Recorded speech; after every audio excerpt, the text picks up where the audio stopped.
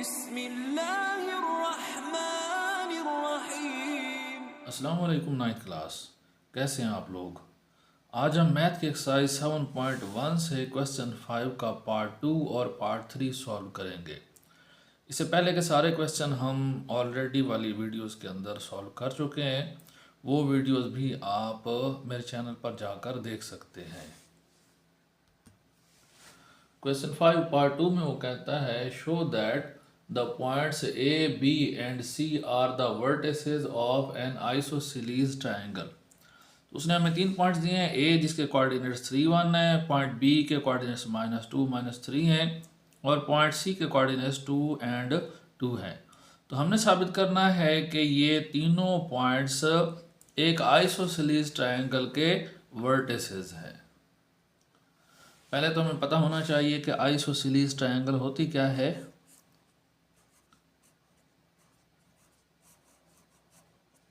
Isosceles triangle, isosceles triangle एक ऐसी triangle को कहते हैं जिसकी दो साइड्स की लंबाइयां आपस में इक्वल हों। तो फर्ज करते हैं कि हमारे पास ये एक ट्रायंगल है ABC जिसमें साइड AB की जो लेंथ है, साइड AC की जो लेंथ है, फर्ज करते हैं वो साइड BC की लेंथ के बराबर है। तो ये हमारे पास क्या होगी, आइसोसेलेस ट्रायंगल होगी। वर्टेक्स जो है ये ट्रायंगल के कोनों को कहते हैं। तो वर्टिसेस इसका प्लूरल है। तो पहले तो हम ना पॉइंट A और B के दरमियान डिस्टेंस निकालेंगे जो ट्रायंगल की एक साइड बनेगा। फिर पॉइंट B और C के दरमियान डिस्टेंस निकालेंगे जो ट्रायंगल की दूसरी साइड बनेगा। और फिर पॉइंट A और C के दरमियान डिस्टेंस निकालेंगे जो ट्रायंगल की तीसरी साइड बनेगा। फिर हम चेक करेंगे कि आया इनमें से दो डिस्टेंसेस आपस में बराबर हैं या नहीं है। तो अगर तो दो डिस्टेंसेस आपस में बराबर होंगे तो फिर साबित हो जाएगा कि ये जो पॉइंट्स हैं ये एक आइसोसेलेस ट्रायंगल के वर्टिसेस हैं। सबसे पहले हम पॉइंट A और B के दरमियान डिस्टेंस फाइंड करते हैं। तो AB को हम बराबर कर लेते हैं, कंसीडर कर लेते हैं D के, और D का फार्मूला हम ऑलरेडी पढ़ चुके हैं। D बराबर x2 - x1 whole square plus y2 - y1 whole square और होल अंडर द रूट। तो आप इसमें वैल्यूज पुट कर दें, आपके पास AB का रिजल्ट आ जाएगा। तो यहाँ पर हमारे पास जो x2 है वो बन रहा है -2, फार्मूले का माइनस, और फिर x1 हमारे पास है 3, इस सारे का स्क्वायर, फिर प्लस, फिर y2 हमारे पास उसकी वैल्यू है -3, फार्मूले का माइनस, और y1 की वैल्यू हमारे पास है 1, इसका स्क्वायर, फिर सारे का डिफरेंस। -2 और -3 दोनों मिलकर हो जाएंगे -5, -5 का स्क्वायर। ब्रैकेट आपने नहीं छोड़नी क्योंकि ये स्क्वायर इस माइनस पर भी अप्लाई होगा, प्लस इस तरह ये भी दोनों एडअप हो जाएंगे। -4 इसमें भी आपने ब्रैकेट नहीं छोड़नी क्योंकि हमने माइनस पर ये स्क्वायर अप्लाई करना है। 5 का स्क्वायर हो जाएगा 25, नेगेटिव वैल्यू का स्क्वायर पॉजिटिव होता है तो 25 हो गया, और 4 का स्क्वायर हो जाएगा 16, नेगेटिव वैल्यू का स्क्वायर पॉजिटिव होता है 25 + 16, 20 और 10 30 हो जाएंगे, 6 और 5 11, तो 41 हो जाएगा। तो AB हमारे पास इसकी वैल्यू क्या आ गई, 41 अंडर रूट। इसको हम इक्वेशन नंबर 1 का नाम दे देते हैं। ऐसे ही हम डिस्टेंस BC फाइंड करेंगे। तो BC को भी हम उसी तरह D के इक्वल कंसिडर कर लेंगे और इसमें हम वैल्यूज डाल देते हैं जी। अब हमारे पास जो x2 की वैल्यू है वो 2 है, फार्मूले का माइनस, x1 की वैल्यू हमारे पास -2 है, माइनस इंटू माइनस हो जाएगा प्लस, तो ये +2 हो जाएगा, इसका स्क्वायर, प्लस y2 हमारे पास है 2 माइनस, फिर y1 हमारे पास है -3, तो माइनस इंटू माइनस हो जाएगा प्लस, तो ये आपके पास 2 + 3 होल स्क्वायर, सारे का under root, whole under root. ये हमारे पास 4 4 का स्क्वायर हो जाएगा 16, डायरेक्ट ही हम इसको हल करने लगे हैं। और ये हमारे पास हो जाएगा 5, 5 का स्क्वायर 25। तो हमारे पास इस साइड का भी जो रिजल्ट आ रहा है वो कितना आ रहा है, 25 और 16 हो जाएंगे वही 41। तो ये आपके पास 41 अंडर रूट आ जाएगा। इसको हम इक्वेशन नंबर 2 का नाम दे देते हैं।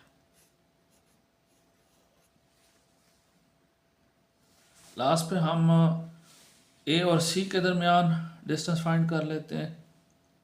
तो ए सी बराबर आएगा जी, इसमें हमारे पास x2 जो है वो बनेगा 2 और जो आपके पास x1 है वो है 3, तो 2 माइनस 3 स्क्वायर फार्मूले का प्लस, और y2 हमारे पास है 2 और y1 है 1, तो 2 minus 1 whole square whole under root.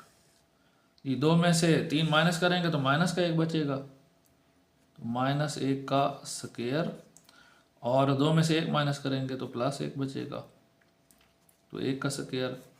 Plus वाले के गिर्द ब्रैकेट लगाना ज़रूरी कोई नहीं है, लेकिन माइनस वाले के गिर्द जब तक आप स्क्वायर ओपन नहीं कर लेते ब्रैकेट लगानी जो है ना लाजमी है। ए सी बराबर हो जाएगा किसके, -1 का स्क्वायर 1 आएगा और 1 का स्क्वायर भी 1 आएगा। तो ये हमारे पास जो ए सी है इसकी वैल्यू कितनी आ रही है, अंडर रूट 2। ठीक हो गया, तो इसको हम इक्वेशन 3 कह लेते हैं।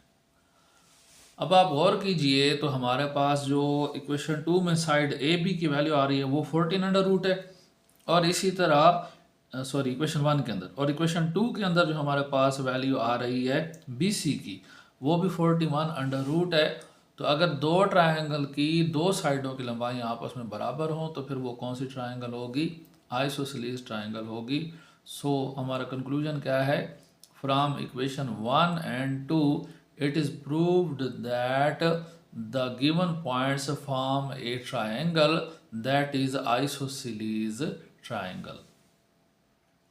बेस्ट में तो ये है कि आप पूरी स्टेटमेंट क्वेश्चन की राइट कर दें दोबारा, यानी कि आप मुकम्मल तौर पर लिखेंगे कि the given points are the vertices of an isosceles triangle, या फिर सिंपल अगर आपने शॉर्टकट लगानी है तो इधर क्या लिख देंगे, hence proved from equation 1 and equation 2 the given points are the vertices of an isosceles triangle, या शॉर्टकट में simple hence। Students question number 5 part 3 के अंदर वो कहता है show that the points A B C and D are vertices of a parallelogram, यानी कि उसने हमें ये जो 4 पॉइंट्स दिए हैं ए बी सी और डी, ये एक पैरेललोग्राम के वर्टिसेस हैं। पहली बात तो ये है कि हमें पता होना चाहिए कि पैरेललोग्राम क्या होती है। तो पैरेललोग्राम जो है ना एक 4 साइडेड फिगर है जिसमें अपोजिट साइड्स की जो लेंथ्स हैं वो आपस में इक्वल होती हैं, और ये जो कोण है ये इसके वर्टेक्स या वर्टिसेस कहलाते हैं, सिंगल वर्टेक्स और प्लूरल वर्टिसेस। तो आप इसको ए ले लें, ये बी हो गया, ये वर्टेक्स सी और ये वर्टेक्स डी। तो ये जो हमें पॉइंट्स दिए गए हैं ये दरअसल इसी पैरेललोग्राम के क्या है, वर्टिसेस हैं। तो एक तो हम इनके इन पॉइंट्स के दरमियान पैरेललोग्राम की जो साइड यानी कि A B B C D और डी ये फाइंड करनी है। तो अगर इसमें दो साइडें आपस में इक्वल होंगी, जैसे ए बी और सी डी फर्ज करें आपस में इक्वल हैं, और इसी तरह ए डी और बी सी आपस में इक्वल हैं, तो ये पैरेललोग्राम की एक कंडीशन पूरी हो जाएगी। दूसरी कंडीशन ये है कि पैरेललोग्राम के जो डायगोनल्स होते हैं, ये वाला कोना इससे मिला दे तो एक डायगोनल बन जाएगा, और ये कोना अपोजिट कोने से मिला दे तो ये दूसरा डायगोनल बन जाएगा। तो ये डायगोनल्स ना एक दूसरे को मिड पॉइंट पर क्रॉस करते हैं, यानी कि इस लाइन का जो मिड पॉइंट है और इस डायगोनल का जो मिड पॉइंट है ये आपस में उस पॉइंट पर एक दूसरे को क्रॉस करेंगे। तो फिर हम क्या करेंगे, दो पॉइंट्स के दरमियान दो पॉइंट्स का मिड पॉइंट निकालेंगे, यानी कि ए और सी का मिड पॉइंट निकालेंगे और बी और डी का मिड पॉइंट निकालेंगे। तो अगर ये मिड पॉइंट्स सेम पॉइंट पर आते हैं, सेम पॉइंट को ज़ाहिर करते हैं, तो फिर दूसरी कंडीशन भी सेटिस्फाई हो जाएगी और साबित हो जाएगा कि दिए हुए जो पॉइंट्स हैं वो पैरेललोग्राम के वर्टिसेस हैं। पहले तो हम तेज़ी से A B, B C, C D और डी ए के दरमियान जो लाइन की लंबाई बनती है वो फाइंड करते हैं, जैसे हमने पिछले क्वेश्चंस के अंदर फाइंड किया है। तो इधर हम फार्मूला वगैरह कोई नहीं लिखने लगे, बस डायरेक्ट हम कीमतें डालेंगे और ये लेंथ फाइंड करते जाएंगे। सबसे पहले हम लेंथ ए बी फाइंड करते हैं। इसमें हमारे पास x2 -2 है और x1 है 5, तो -2 और -5 हो जाएगा। फिर y2 3 है और y1 है आपके पास 2, तो प्लस y2 की जगह आ गया 3, माइनस y1 की जगह आपके पास क्या आ गया 2, इसका स्क्वायर और फिर सारे का अंडर रूट। 5 और 2 क्या हो गए 7, तो 7 का मुरब्बा क्या हो जाएगा 49, तो ए बी किसके बराबर आ गया जी 49, और 3 में से 2 गए तो 1, तो जमा 1 का मुरब्बा क्या आएगा 1, तो ये हमारे पास अंडर रूट 50 आ जाएगा। ए बी की वैल्यू हमारे पास क्या आ गई अंडर रूट 50। फिर हम बी सी फाइंड कर लेते हैं, बिल्कुल ऐसे ही बी सी। तो अब इसमें आपके पास जो x2 है वो -2 है, सॉरी ये बी सी। x2 जो है आपके पास -3 और x1 है -2। -3 फार्मूले का माइनस और ये वाला माइनस मल्टीप्लाई होकर प्लस बना देंगे, इधर आ गया 2 इसका स्क्वायर, फिर प्लस y2 की वैल्यू हमारे पास है -4 और y1 की वैल्यू हमारे पास है 3, तो -4 -3 इसका स्क्वायर सारे का स्क्वायर रूट जी। 3 में से 2 निकाल दें तो एक मनफी का बचेगा, तो -1 का स्क्वायर लेंगे तो वो जमा का 1 हो जाएगा, तो 1 आ गया। मनफी का 4 और मनफी का 3, तो ये हो जाएंगे मनफी के 7 का स्क्वायर लेंगे तो ये हो जाएगा 49, तो जमा 49। मनफी था 7 लेकिन स्क्वायर के बाद वो प्लस में कन्वर्ट हो जाएगा। तो ये हमारे पास बी सी की वैल्यू अभी कितनी आ गई है 49 स्क्वायर रूट ऑफ 49। इसी तरह हम पॉइंट सी और डी के दरमियान डिस्टेंस फाइंड करते हैं। सी पॉइंट दोबारा लिख लेते हैं -3 और -4, और डी पॉइंट भी दोबारा लिख लेते हैं 4 और -5, 4, -5। अब सी डी डिस्टेंस के लिए हम फार्मूला अप्लाई करते हैं। यहाँ पर आपके पास x2 है 4 और फार्मूले का माइनस और ये वाला माइनस मिलकर प्लस हो जाएगा 3, इसका स्क्वायर और प्लस -5 और माइनस क्या हो जाएगा +4 अंडर द रूट। तो ये हमारे पास 4 + 3 हो गया 7, सॉरी इसका स्क्वायर होना था और सारे का अंडर रूट। तो 4 और 3 7 हो गए, 7 का स्क्वायर क्या हो जाएगा 49 और ये 5 में से जो है ना आप माइनस कर दें 4, तो फिर पीछे बचेगा 1 माइनस का, लेकिन उसका स्क्वायर लेंगे तो वो प्लस का हो जाएगा, ये +1। तो ये हमारे पास अगेन कितना आ रहा है सी डी की वैल्यू भी हमारे पास अंडर रूट 50 आ रही है। लास्ट पे हम डी ए मालूम कर लेते हैं, तो उसके लिए हम पॉइंट डी और ए अगेन राइट कर लेते हैं। पॉइंट डी आप लोगों को ऊपर भी लिखा हुआ नज़र आ रहा होगा, तो डी के कोऑर्डिनेट्स हैं 4 और -5, और जो हमारे पास पॉइंट ए है उसके कोऑर्डिनेट्स हैं 5 और 2, 5, 2। तो हम डी ए डिस्टेंस फाइंड करते हैं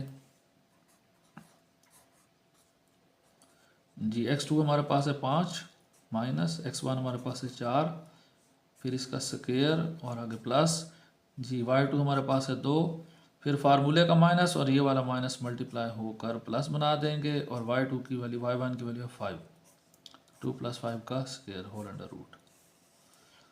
ये 5 में से 1 माइनस कर देंगे तो सॉरी 5 में से 4 माइनस कर देंगे तो 1 बच जाएगा, 1 का स्क्वायर क्या हो जाएगा 1, 2 और 5 क्या हो गए 7, और 7 का स्क्वायर हो जाएगा उसी तरह 49। तो इस तरह हमारे पास जो डी ए है उसकी वैल्यू भी कितनी आ जाएगी अंडर रूट 50। स्टूडेंट्स अगर आप गौर करें तो हमारे पास चारों जो साइड है ना उनकी लंबाइयाँ 50 अंडर रूट के बराबर आ रही हैं। ए बी भी 50 अंडर रूट के बराबर है, बी सी भी 50 अंडर रूट के बराबर है, सॉरी मैं इसको दुरुस्त कर देता हूँ। B C B 50 under root के इक्वल है, सी डी भी 50 अंडर रूट के इक्वल है और डी ए भी 50 अंडर रूट के इक्वल है। तो पहला पॉइंट तो हमारे पास प्रूफ हो गया कि ये पॉइंट्स जिस फोर साइडेड फिगर के वर्टिसेस हैं उसकी अपोजिट साइड्स, आमने सामने की साइड्स आपस में इक्वल लेंथ रखती हैं। तो इसमें सिर्फ आमने सामने की नहीं बल्कि चारों की चारों साइडें क्या रखती हैं, इक्वल लेंथ रखती हैं। तो ये पैरेललोग्राम की एक ख़ास टाइप होती है जिसको हम नाम देते हैं स्क्वायर या मुरब्बे का। पैरेललोग्राम फोर साइडेड फिगर है जिसकी सामने वाली जो साइड है उनकी लंबाइयाँ क्या होनी चाहिए, इक्वल होनी चाहिए, और इसके अंदर जो ये एंगल्स हैं ना इनका जो सम है वो होना चाहिए 360 डिग्री। तो बहरहाल एंगल वाली बात हम यहाँ साबित नहीं कर सकते। तो ये जो आमने सामने की साइडें हैं उनकी लंबाइयाँ जो इक्वल हैं ये हमने साबित कर दिया। अब हम अगला पॉइंट साबित करते हैं कि इनके जो डायगोनल्स हैं, यानी कि पॉइंट ए और सी का जो मिड पॉइंट है और पॉइंट बी और डी का जो मिड पॉइंट है वो एक ही पॉइंट को ज़ाहिर करता है। तो हम इस पॉइंट को साबित करते हैं। ये पॉइंट ए और सी का जो मिड पॉइंट बनता है उसके हम कोऑर्डिनेट्स निकालते हैं। तो हमारे पास फार्मूला है x is equal to x1 plus x2 over 2। तो यहाँ पर हमारे पास x1 की वैल्यू 5 है, x2 की वैल्यू है -3, तो प्लस इंटू माइनस क्या हो जाएगा, माइनस। चलें इधर हम ब्रैकेट लगा लेते हैं, ओवर 2। तो 5 में से 3 जाएंगे तो 2 बच जाएंगे और 2/2 क्या हो जाएगा, 1। 2 ओवर 2 हो जाएगा 1। हमारे पास x की वैल्यू 1 आ गई। इसी तरह जो y है उसका फार्मूला है y is equal to y1 plus y2 divided by 2। y1 की वैल्यू हमारे पास है 2 और y2 की वैल्यू हमारे पास है -4। तो प्लस और माइनस क्या हो जाएगा, माइनस और डिवाइडेड बाई 2। तो ये जो है ना 4 में से आप 2 निकाल देंगे तो माइनस के 2 बचेंगे, -2/2, तो ये हमारे पास आ जाएगा -1। तो लिहाजा ए और सी का जो मिड पॉइंट है, ए सी मिड हम इसको लिख लेते हैं। तो ये पॉइंट कुछ ऐसे आ रहा है, इसके कोऑर्डिनेट्स है 1 और -1, तो 1 और -1। अब हम जो है ना पॉइंट बी और डी का मिड पॉइंट निकालते हैं। क्या उसके कोऑर्डिनेट्स भी सेम आते हैं या डिफरेंट आते हैं?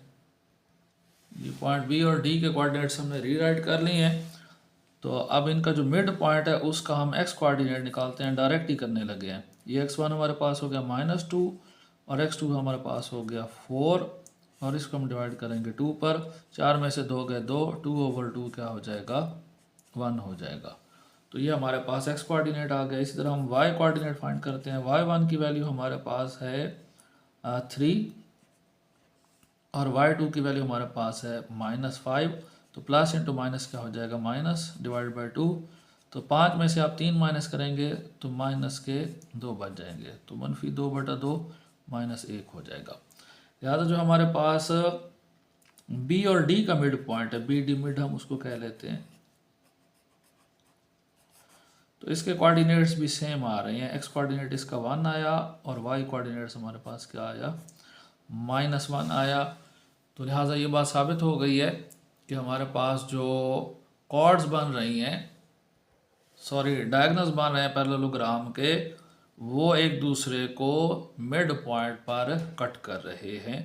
तो लिहाजा आप क्वेश्चन को ही पूरा रीराइट कर लें। Hence it is proved that the points A B C and D are vertices of a parallelogram. उम्मीद है क्वेश्चन आप लोगों को अच्छी तरह से समझ आ गया होगा। अगर कोई मसला हो तो आप पूछ सकते हैं, बल्कि यार मैं सराय की पूछा भी, अगर थोड़ा समझ आइए तो ठीक है, जो कोई जहाँ समझ नहीं भी आई तो पुछ के नो चंगी तरह, तो झिझकण की कोई ज़रूरत नहीं। Take care and Allah.